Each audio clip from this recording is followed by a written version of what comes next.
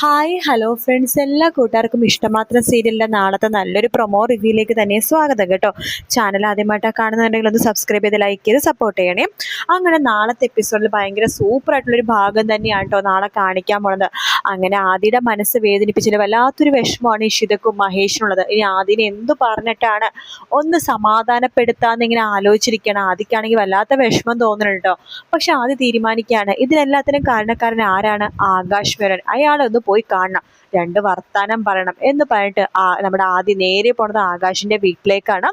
ആകാശിന്റെ വീട്ടിലേക്ക് എത്തുമ്പോൾ അവിടെ ആദ്യം ആകാശിനെ കാണില്ല, രചനനെയാണ് കേട്ടോ കാണുന്നത്. രചനനെ കാണുമ്പോൾ തന്നെ ആദ്യനെ കാണുമ്പോൾ തന്നെ രചന വേഗം വരുവാണ്. എൻ്റെ മോനെ നീ വന്നോ, നീ നിന്റെ മമ്മീനെ അന്വേഷിച്ച് വന്നോ മോനെ, ഞാൻ നിന്നെ കാത്തിരിക്കായിരുന്നു മോനെ, നീ വന്നല്ലോ, എനിക്ക് സന്തോഷമായി മോനെ, നീ വരുന്നതും കാത്ത് ഞാൻ ഇരിക്കുമായിരുന്നു, എൻ്റെ മോൻ എൻ്റെ അടുത്തേക്ക് വന്നല്ലോ, ആകാശേ എൻ്റെ മോൻ എൻ്റെ അടുത്തേക്ക് വന്നു എന്നൊക്കെ രചന പറയുമ്പോൾ ആദ്യം പറയണ്ട്, മമ്മി ഒരുപാട് അങ്ങോട്ട് സന്തോഷിക്കേണ്ട, ഞാനിവിടെ വന്ന് നിൽക്കാൻ വേണ്ടി വന്നതല്ല, മമ്മിയുടെ കൂടെയുള്ള ആളെവിടെ? ആകാശ് മേനോൻ, അയാളൊന്ന് വിളിച്ചേ എന്ന് പറയാണ്.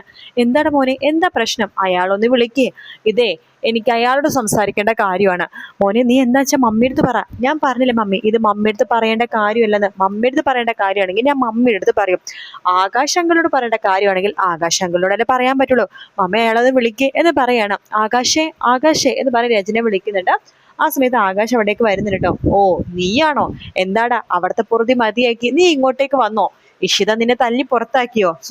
ഇഷിതാമയോ എന്നെ അടിച്ചു പുറത്താക്കാനോ? ഒരിക്കലുമില്ല. ഇഷിതാമ ഒരിക്കലും അങ്ങനെ ചെയ്യില്ല. അങ്ങനെ ചെയ്യാൻ ഇഷിതാമക്ക് ഒരിക്കലും പറ്റത്തുമില്ല. കാരണേ ഇഷിതാമ വേറെ ലെവലാണ് എന്നിങ്ങനെ പറയാണ്. പിന്നെ നീ എന്തിനാടാ ഇവിടേക്ക് വന്നത്? ഓ നിന്റെ പെറ്റത്തള്ളനെ കാണാൻ വേണ്ടിയിട്ടാണോ? അല്ല, ഞാൻ നിങ്ങളെ കാണാൻ വേണ്ടി വന്നതാണ്. എന്നെ കാണാനോ? അതെ.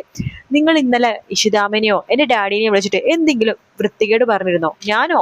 അതെ, നിങ്ങൾ വായെടുത്ത വൃത്തികേടേ പറയുള്ളൂ. അതുകൊണ്ടാ ചോദിച്ചത്, നിങ്ങൾ എന്തെങ്കിലും പറഞ്ഞിരുന്നോന്ന്. എനിക്ക് നിന്റെ ഇഷിതാമേനെയോ നിന്റെ ഡാഡിനെയോ വിളിക്കേണ്ട കാര്യമില്ല. ഞാനെന്തിനാ അവരെ വിളിക്കണത്? എനിക്ക് അവരായിട്ട് ഒരു ബന്ധവുമില്ല എന്ന് പറയാണ്.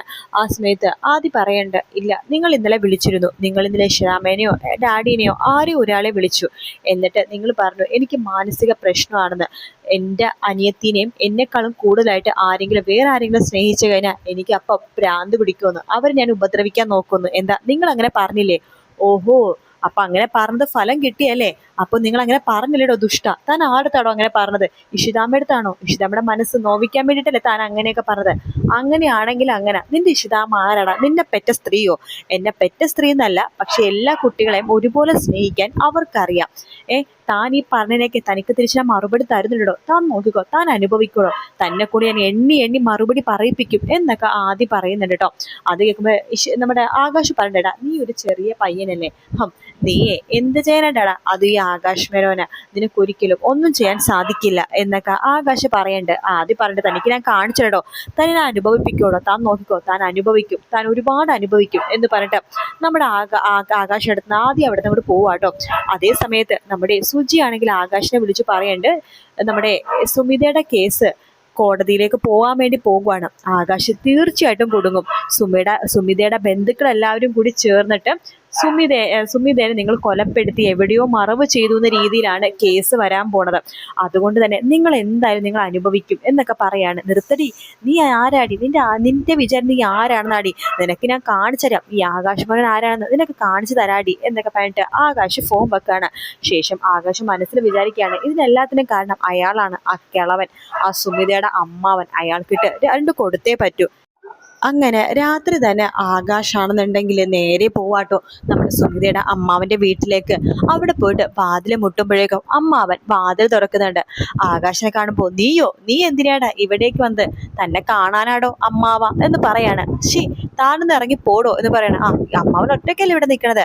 അമ്മാവനെ മിണ്ടിയും പറഞ്ഞിരിക്കാൻ ഒരാളൊക്കെ വേണ്ടേ? അതിനെ വന്നതാണ്. നീ ഇവിടുന്ന് പോകുന്നുണ്ടോ? അതിന് ആൾക്കാരെ വിളിക്കണോ? അതിനെ ആൾക്കാരെ വിളിക്കാനായിട്ട് തനിക്ക് ജീവനുണ്ടായിട്ട് വേണോ? താനെ ഇപ്പൊ മരിക്കാൻ വേണ്ടി പോവാ. ആകാശ് പോവാൻ നോക്ക് എന്ന് പറയണം. കൊള്ളാലോ, ഇത്രയും നാളെ സാറെന്ന് വിളിച്ചിട്ട് ഇപ്പൊ ആകാശെന്നായോ? എടോ ഞാൻ കാര്യത്തിലാണ് പറഞ്ഞത്, താനെ മരിക്കാൻ വേണ്ടി പോകുവാടോ എന്ന് പറഞ്ഞിട്ട് ആകാശിന്റെ കയ്യിലുണ്ടായിരുന്ന എന്തോ ഒരു ചരടോ കമ്പിയോ വള്ളിയോ എന്തോ കൊണ്ട് ഇങ്ങനെ കൊണ്ടുവന്നിട്ട് നമ്മുടെ അമ്മാവന്റെ കഴുത്തിനെ പിടിച്ച് ഇട്ടിട്ട് തിരിച്ചു കളയുവാട്ടോ. അപ്പൊ അമ്മാവൻ മരിച്ചു പോവാണ് സുമിതയുടെ. അങ്ങനെ അമ്മാവനോട് മരിച്ചു കിടക്കാണ് ആകാശാണെങ്കിൽ ആ മരണം ഉറപ്പിച്ചതിന് ശേഷം അവിടെ സന്തോഷത്തോടെ പോവാണ്. ഇനി സുമിതയുടെ കാണാനില്ലെന്നും മരിച്ചെന്ന് പറഞ്ഞ് പരാതി കൊടുക്കുന്നത് ആരാന്ന് ഒന്ന് കാണണമല്ലോ എന്നൊക്കെ പറഞ്ഞിട്ടാണ് ആകാശ് അവിടെ നിന്ന് പോകുന്നത്. രാവിലെ ആകുമ്പോഴേക്കും നമ്മുടെ സുജി വക്കീൽ അമ്മാവൻ പറഞ്ഞ സ്ഥലത്ത് കാത്തിരിക്കുകയാണ്. പക്ഷെ അമ്മാവനെ കാണുന്നില്ല. ഈ അമ്മാവൻ വരാതെ പറഞ്ഞിട്ട് ഇതുവരെയായിട്ട് വന്നില്ലല്ലോ, അമ്മാവൻ എന്തു പറ്റി എന്നൊക്കെ വിചാരിക്കുകയാണ് നമ്മുടെ സുജി വക്കീൽ കേട്ടോ. ശേഷം അമ്മാവൻ നിൽക്കുന്ന വീട് വരെ ഒന്ന് പോകാൻ വേണ്ടി തീരുമാനിക്കുകയാണ് സുജി. അങ്ങനെ വക്കീല് നേരെ അമ്മാവന്റെ വീട്ടിലേക്ക് പോകുമ്പോൾ ഞെട്ടിക്കുന്ന കാഴ്ചയാണ് കാണുന്നത്. അവിടെ അമ്മാവൻ മരിച്ചു കിടക്കുക കേട്ടോ. അപ്പൊ തന്നെ പോലീസിന് വിവരം അറിയിക്കുന്നുണ്ട്. പോലീസുകാർ വരുന്നുണ്ട്, മരണം ഉറപ്പിക്കുന്നുണ്ട്.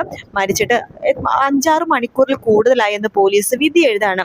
ശേഷം പോസ്റ്റ്മോർട്ടം ഒക്കെ ചെയ്തതിന് ശേഷം അവരുടെ ബന്ധുക്കൾക്ക് ഡെഡ് ബോഡി കൈമാറാണ്. അപ്പോൾ ഈ കാര്യങ്ങളൊക്കെ സുജി ആണെങ്കിൽ മഹേഷിനോട് പറയുന്നുണ്ട്. മഹേഷ്, ഞാനാണ് സുജി വക്കീല്. ആ പറ.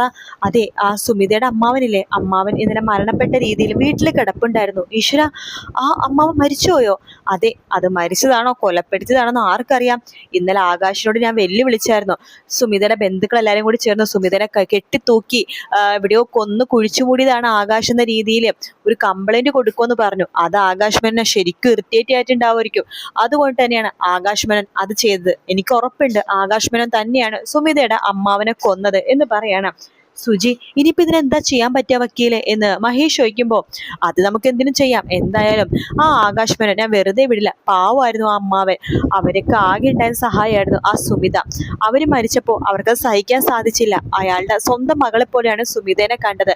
അതിനു വേണ്ടിയിട്ടാണ്, നീതിക്കും ന്യായത്തിനും വേണ്ടിയാണ് അമ്മാവൻ ഇത്രയും പ്രായത്തിലും കോടതിയും പോലീസ് സ്റ്റേഷനും ഇറങ്ങി നടന്നത്. എന്തായാലും ഇത് ഞാൻ വെറുതെ വിടില്ല. ആകാശിന് കുടിക്കേ പറ്റൂ മഹേഷ്. തീർച്ചയായിട്ടും ആകാശ് ചെയ്തു കൂട്ടിനൊക്കെ അനുഭവപ്പെടുത്തിയേ പറ്റൂ. എൻ്റെ വീട്ടിലും ആകാശ് ഇപ്പൊ വീണ്ടും പഴയ പോലെ കളിക്കാൻ വേണ്ടി തുടങ്ങിയിട്ടുണ്ട്. ആകാശിനെ എങ്ങനെയെങ്കിലും കൊടുക്കണം എന്ന് മഹേഷും പറയണം. ശേഷം മഹേഷ് സുജിത്ത് പറയുന്നുണ്ട്, ഈ കാര്യത്തിൽ ഞാൻ സുജി വക്കീലിന്റെ കൂടെയുണ്ട്, നമുക്ക് ഒരുമിച്ച് നിന്ന് ആകാശിനെ പൂട്ടണം എന്ന് പറയണം. പിന്നീട് മഹേഷ് ഈ കാര്യം നമ്മുടെ ഇഷിതടുത്ത് പറയണ്ട, ഇങ്ങനെ ആ സുമിതയുടെ അമ്മാവ് മരിച്ചു പോയെന്ന് പറയാണ്. അയ്യോ, അത് ഭയങ്കര കഷ്ടമായല്ലോ മഹേഷേ എന്ന് ഇഷിത പറയുമ്പോ, അതെ, ഇത് പിന്നെ മരിച്ചു പോയെന്ന് പറഞ്ഞാൽ അറിയാലോ, അതിനെ കൊലപ്പെടുത്തിയതായിരിക്കും, വേറെ ആരും അല്ല, ആ ആകാശ് സുമിതയുടെ ഒരേ ഒരു അമ്മാവനല്ലേ. അപ്പൊ ആ അമ്മാവൻ സുമിതനെ കാണാൻ എന്ന് പറഞ്ഞ് കംപ്ലൈന്റ് കൊടുത്തതൊക്കെ ആകാശിന് നന്നായിട്ട് ദേഷ്യം വന്നിട്ടുണ്ട്. അതുകൊണ്ട് തന്നെയാണ് ആ അമ്മാവനെ ആകാശ് ചെവി അറിയാതെ കൊന്നത്. എന്തായാലും ഇത് വെറുതെ വിടാൻ തീരുമാനിച്ചിട്ടില്ല.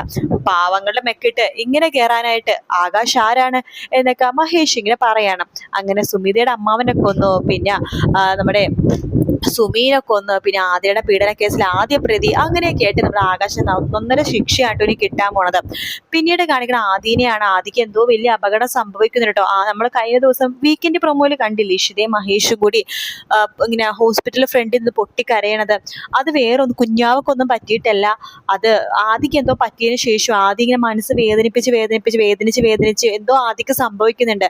അങ്ങനെ ആദി ഹോസ്പിറ്റലിൽ കിടക്കുന്ന ഭാഗമാണ് നമ്മൾ ഇനി വരാൻ പോകുന്ന വീക്കെൻഡിൽ കാണാൻ വേണ്ടി പോകുന്നത് കേട്ടോ. വീഡിയോ ഇഷ്ടപ്പെട്ടാൽ ലൈക്ക് ചെയ്യുക, സബ്സ്ക്രൈബ് ചെയ്യുക, കമന്റ് ചെയ്യുക. മറ്റൊരു വീഡിയോ കാണാം. Take care, bye bye.